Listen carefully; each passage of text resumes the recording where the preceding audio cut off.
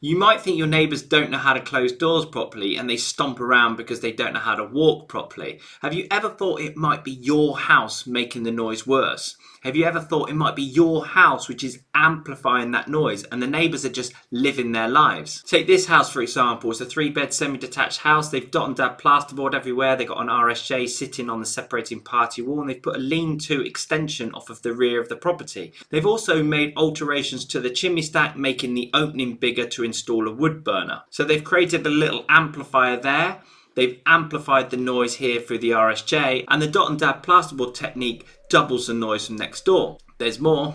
They've also installed a hardwood finish floor, creating more hard surfaces in the room, which means there's be more sound energy bouncing around in the room. So this wall here behind the sofa, if the homeowner sat there, that's a dot and dab plasterboard. It's just channeling the noise from the neighbour's property down that wall, right where your ear is closest to. Here you've got a hollow RSJ where the noise is just transmitting from the neighbour's property straight through that RSJ into the new kitchen area.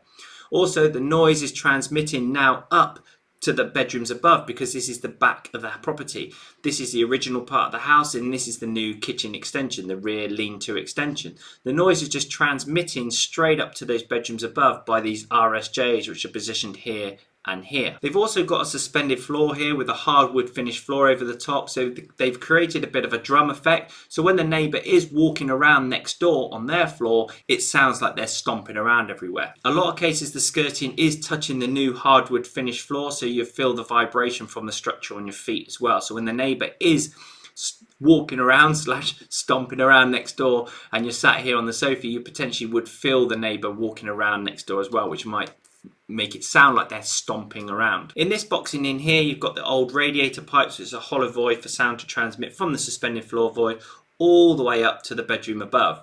So when it sounds like your neighbour's slamming doors and stomping around everywhere, you might just want to have a quick look around your house because there might be some things in your house which is amplifying the noise from the neighbours. Follow for more useful tips on how to reduce noise in your home.